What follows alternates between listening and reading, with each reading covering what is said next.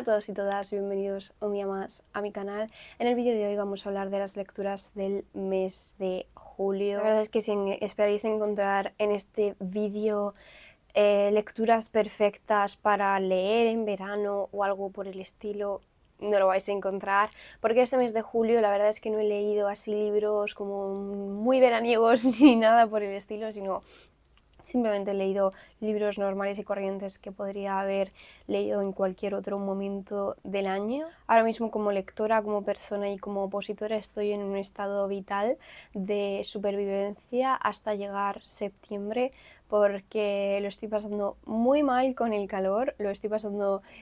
muy mal con el verano en general. Y de verdad que necesito que llegue septiembre, que deje de hacer tanto calor, poder salir un poco a la calle, que llegue la decoración de otoño, o sea, de verdad, lo necesito por salud mental. Sé que mucha gente me va a odiar porque mucha gente odia el verano, o sea, ama el verano, pero es que no puedo más. A partir del mes de septiembre seguramente sí que veréis muchas más lecturas tematizadas, porque de verdad que es que simplemente estoy deseando que llegue ese mes, o sea, mi objetivo está puesto ahí, pero bueno, vamos a lo que toca, que es hablar de los libros que he leído en ese último mes de julio. Este es un poquito el spread que se me quedó en el mes de julio y he empezado a hacer también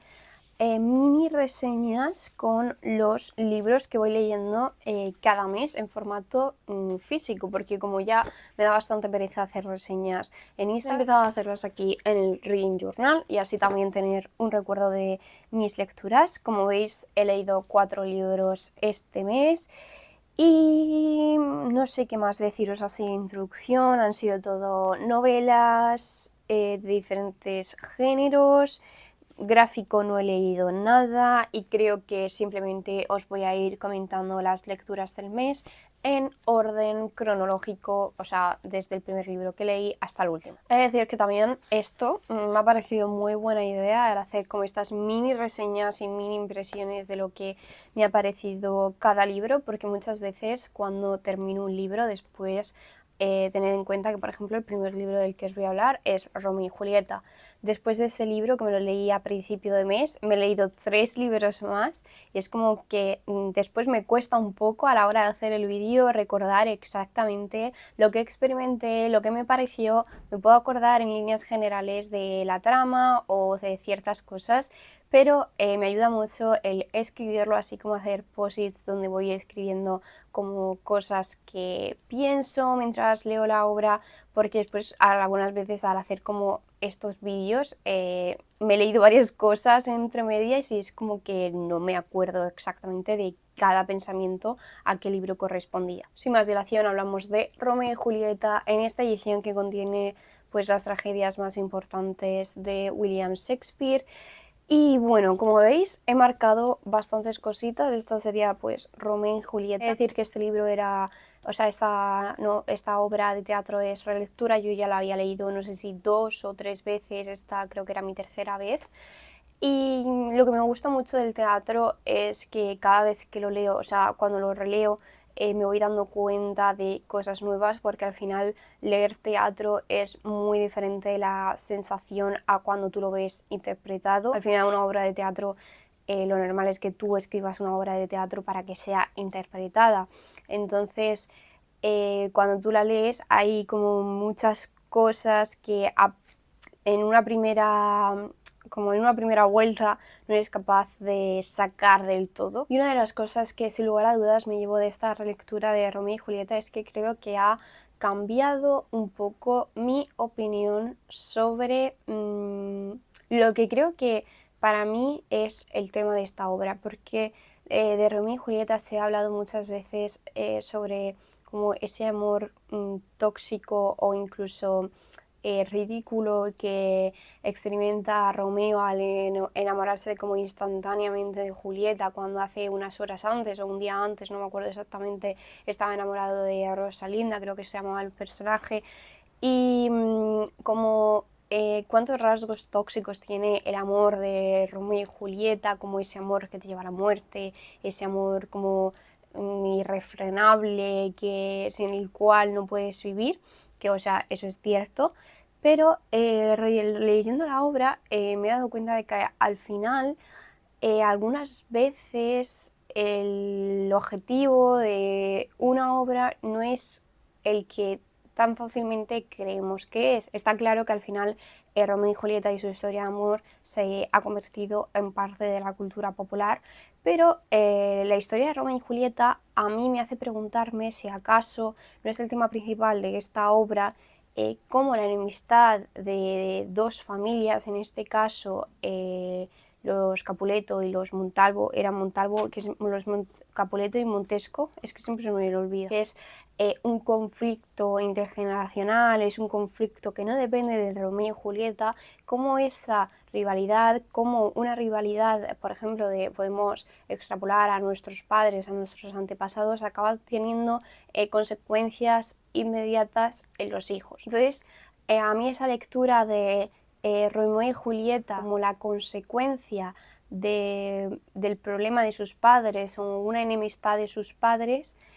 o sea, me parece como mucho más interesante que ver solo Romeo y Julieta como una historia de amor trágica, sino que creo que va mucho más allá y reflexiona mucho más allá sobre el destino, sobre las consecuencias que tienen las decisiones que vamos haciendo, sobre esos conflictos intergeneracionales en las familias,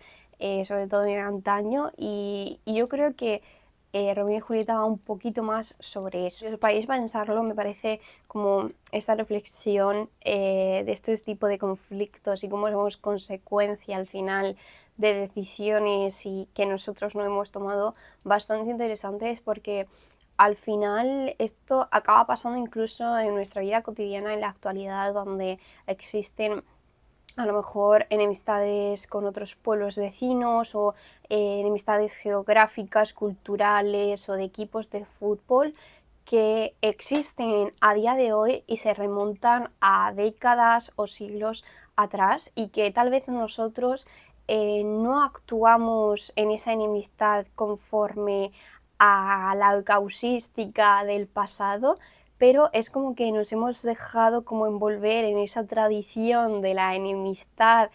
tradicional de llevarnos mal con esa ciudad o con ese pueblo vecino, ¿no? Y no sé, es como que pues me ha parecido bastante interesante. El siguiente libro del que os quiero hablar es A la Oscura, que es el último libro de la trilogía de Crónicas de Nunca Noche. Este libro me ha destrozado de principio a fin. Es un libro en el que pasan muchísimas cosas. Ya sabéis que no me gusta mucho hablar de trilogías o de sagas en los wrap-ups porque siento que no puedo hablar mucho de ello sin como hacer spoilers a las personas que no siguen la trilogía o que no siguen la saga. Entonces simplemente os voy a decir un poco que es una historia que me ha encantado, que tengo previsto próximamente. Quiero hacer, a ver si tengo tiempo y hago como un vídeo solo hablando de esta trilogía, de la trilogía de Crónicas de Nunca Noche, porque sí que siento que desde el primer libro hasta el último libro que he leído, mi impresión y cómo yo me he ido metiendo en la historia ha ido cambiando, porque el primer libro sí que me gustó, pero creo que no me llegó a convencer o conmover tanto como han ido gustándome ya el segundo y tercer libro. Creo que es una trilogía que va bastante increciendo. J. Christoph es sin duda un autor que tenéis que leer simplemente por explorar su pluma. No sé, es como una pluma tan irónica, tan original, tan que no sabes si estás como hablando con una especie de punky adolescente, emo adolescente o algo así, o un señor de 40 años, o sea, es que es todo como muy extraño, pero no sé, o sea, a mí me hace mucha gracia. Y no sé, es que simplemente os lo recomiendo muchísimo. Como os digo, no quiero como desvelar mucho de la trama, pero vamos, os aseguro que van a caer más libros de este autor, porque en Imperio del Vampiro, que es uno de los que tengo así más pendientes,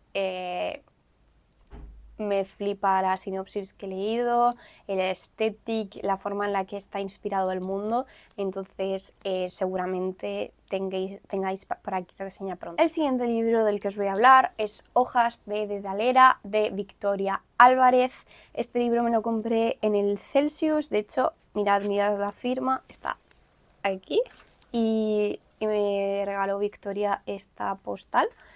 Y es una historia con la que realmente iba sin ninguna expectativa porque no sabía muy bien, iba como a ciegas realmente, yo tenía ganas de leerla porque había visto buenas reseñas, pero a mí hay ciertas veces que me gusta ir un poco a ciegas con los libros porque estoy comprobando que cuanto menos sé de un libro más me gusta por su capacidad de sorprenderme. Este libro nos cuenta la historia de Annabel, que es una medium, es decir, que es capaz de comunicarse con los muertos, podríamos decir, o sea, con las almas que todavía como que no han pasado al otro lado, y pues se encarga un poco de hacer que esas almas vuelvan sus asuntos pendientes como en la tierra o para poder como ya pasar al otro lado, al cielo, etcétera. Entonces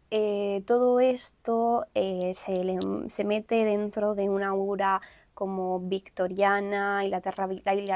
victoriana, y a todo esto aparece como un alma en pena muy característica que se va a llamar Víctor, que es como un alto lord, y a partir de aquí pues empieza un poco lo que es el salseo. Una de las cosas que me ha gustado de este libro es como toda esa estética victoriana, que por ejemplo estaba más o menos, no paralelamente, pero como unos años después a la época de Jack el Destripador, y tiene como por ejemplo la obra ese puntito de Sherlock Holmes, o sea, porque hay ciertas cosas que suceden en la obra que tienen que pues investigar, por ejemplo, para hacer que las almas en pena pues vayan a ese cielo, ¿no? Entonces pues Annabel va a tener que investigar ciertos asuntos, y entonces tiene una pluma como muy ligera, podríamos decir, pero al mismo tiempo como un poco de misterio, que a mí me ha envuelto un poco como si estuviese en una especie de novela de Sherlock Holmes. Por eso también que os digo que me recuerda un poco tanto las vibraciones como la trama, no sé, me ha gustado mucho. Es una historia que de verdad que os la recomiendo bastante porque creo que no es tan... Bueno, creo que ahora se está recomendando un poco más, pero no es una historia tan conocida, de hecho es una reedición de un libro que tiene mucho tiempo de Victoria Álvarez y ha vuelto como a reeditarlo y lo ha vuelto a publicar. Y no sé, la verdad es que es la primera vez que leo a Victoria Álvarez y estoy gratamente sorprendida, y aparte creo que justo para el otoño, para ahora después un poco más, los meses de un poquito más frío, es como una historia que me encaja a la perfección para estar leyendo ahí con una mantita y una vela. Y por último, pero no por ello menos importante, tenemos la canción de Aquiles. Y a ver, tengo muchas cosas que decir de este libro y como muy pocas, y tengo como la mente un poco que no sé qué decir. Mi impresión general con este libro ha sido buena, pero tengo la sensación de que si hubiese visto menos reseñas de gente o si hubiese leído como menos comentarios, menos reels, menos TikToks, etcétera, hubiese disfrutado mucho más del libro, porque a mí este libro me lo habían puesto como un libro que básicamente me iba a hacer llorar, me iba a cambiar la vida y la perspectiva de, no sé, de mi destino, y no ha sido así. O sea, es un libro que me ha gustado, me ha parecido una historia bonita, me ha parecido interesante, porque yo la verdad es que cultura de clásicos, o sea, de mitología tengo bastante poca, entonces pues me ha parecido interesante, un libro que se sale un poco de lo que suelo leer, pero no ha sido un libro que a mí me haya impactado a nivel, me ha cambiado la forma que voy a ver el universo a partir de ahora. Puntos a favor del libro es que la forma en la que escribe Madeline Miller me parece simplemente, o sea, precioso, es como un estilo muy lírico, y a mí, no sé, encima yo lo quería justo leer en inglés por eso, porque tiene una forma de escribir muy, muy bonita. Es verdad que a lo mejor es un nivel un poquito más alto de lo normal, pero si tienes más o menos buen nivel de inglés yo lo recomiendo porque es como un estilo muy bonito de escritura en inglés y, o sea, a mí eso es una de las cosas que más me ha gustado de lo que es el libro, la forma que tiene de escribir la autora. Por otro lado, a nivel si hay como congruencia entre lo que es la mitología, podríamos decir, y el libro en sí, lo que es esta novela, yo no puedo opinar porque, como digo, es que no soy conocedora de la mitología clásica, o sea, soy una completa ignorante, entonces sobre eso no puedo opinar. Sé que hay gente que con ese aspecto pues dice que sí que hay, o sea, que más o menos es congruente, otras personas que como que no están muy a favor de la imagen que se da de Aquiles. Yo con este respecto, o sea, no puedo opinar. A mí, sin lugar a dudas, lo que más me ha gustado de este libro es la evolución de ciertos personajes, que se va viendo cómo van cambiando, o sea, de como una especie de inocencia a cómo les van cambiando el tiempo y la gloria y después cómo otros sucesos van cambiándole otra vez. Eso me ha gustado mucho, pero sí que es cierto que para mí, o sea, el protagonista de este libro, si bien, o sea, sí que es cierto que este libro se llama La canción de Aquiles, pero a mí lo que más me importaba de este libro es la historia de Patroclo y todo lo que le ocurría a este personaje es como el que más he empatizado.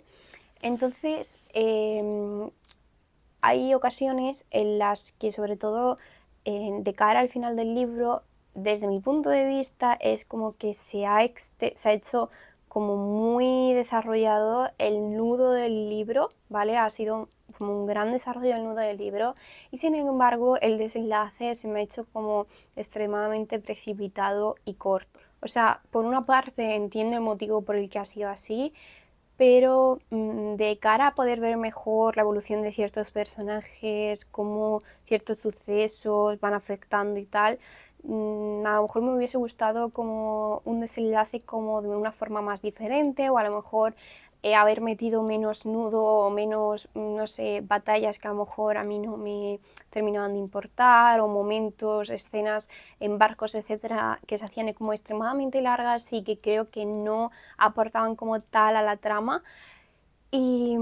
sí que un poco más de ese desenlace, que es lo que yo pienso que nos permite un poco reflexionar sobre el sentido del libro. Y bueno, o sea, en líneas generales no ha sido una mala lectura, de hecho me ha gustado mucho, pero es como que no ha estado a la altura de las expectativas que me había puesto o que me había puesto yo misma viendo como